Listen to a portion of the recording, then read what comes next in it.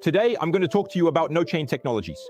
No-Chain Technologies was born within the firm Argon & Co., and its goal is to reinvent the industrial supply chain. This industrial supply chain has faced many crises over several years since COVID and various geopolitical crises. And all this has highlighted problems we've known about for a long time in this industrial supply chain, whether it's management visibility issues, team strain, information system problems, or poorly mastered processes, or obviously operating in silos.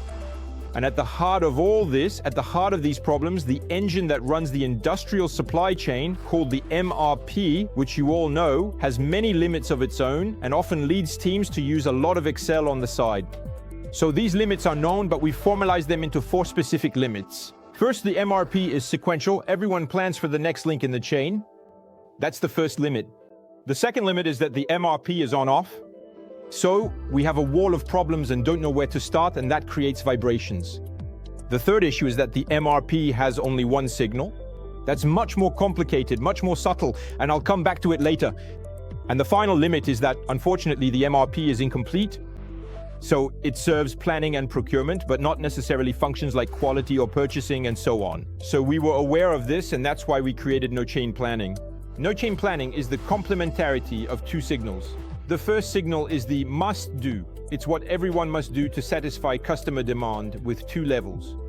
An ideal must-do, where we replenish all stocks at multiple levels, and a shortage must-do. From that point on, we'll start losing revenue for the company. And the second signal is the can-do.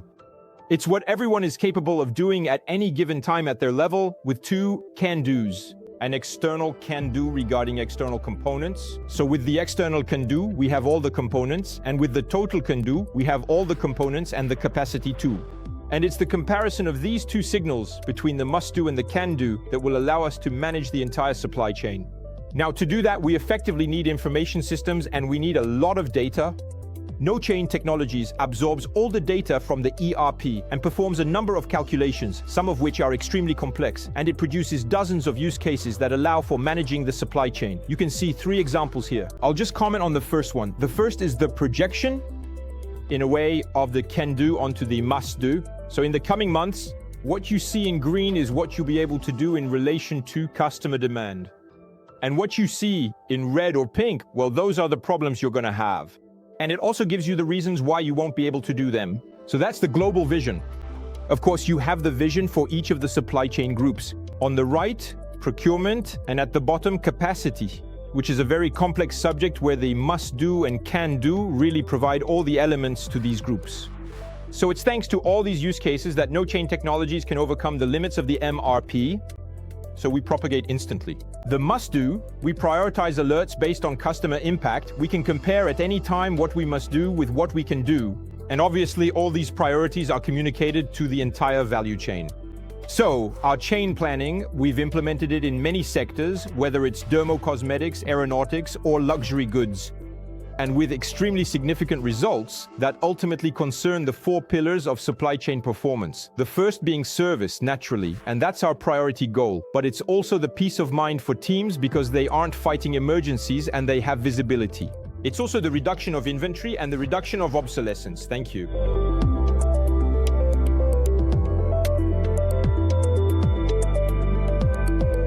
Well, what's certain is that if no one fights to satisfy customer demand, then we're sure not to succeed.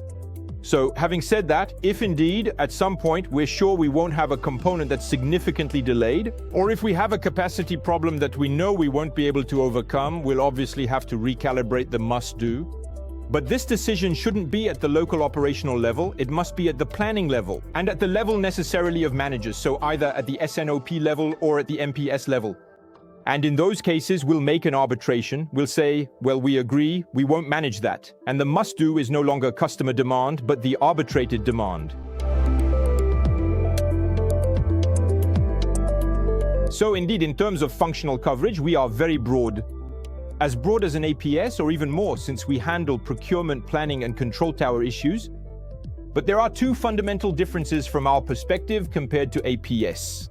The first difference is that we believe that before trying to use solvers to manage, to take constraints into account and find a result, We must first try to lift those constraints to see if, for example, a supplier can deliver faster than they planned, or if certain capacities can be set up at the necessary level to be able to respect the must-do.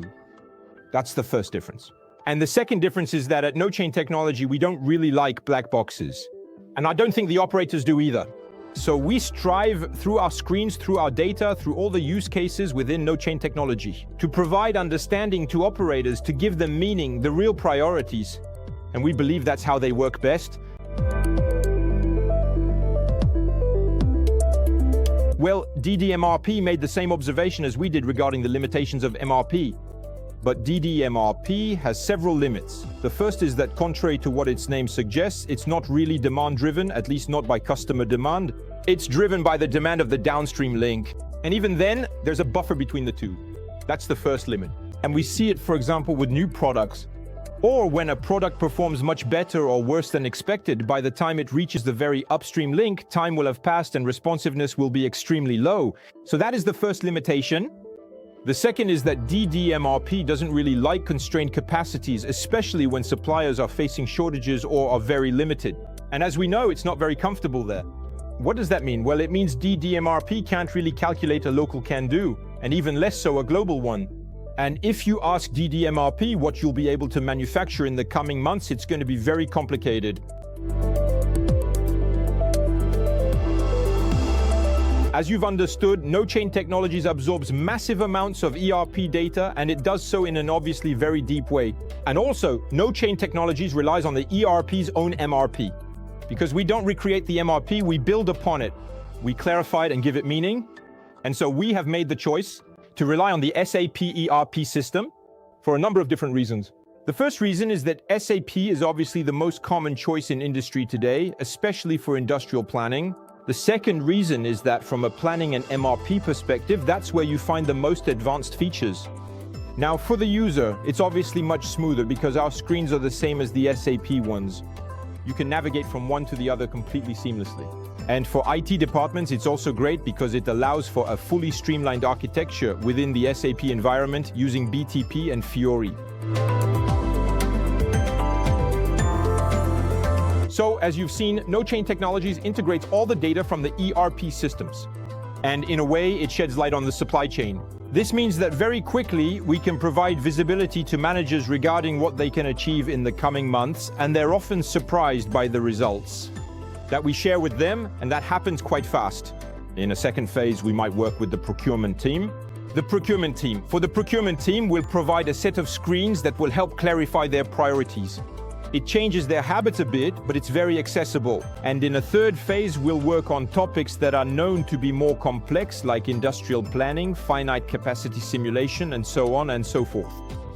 So you see, it's a transformation. That's the right word because we're changing processes and training people, but it's a gradual transformation that delivers value quite quickly.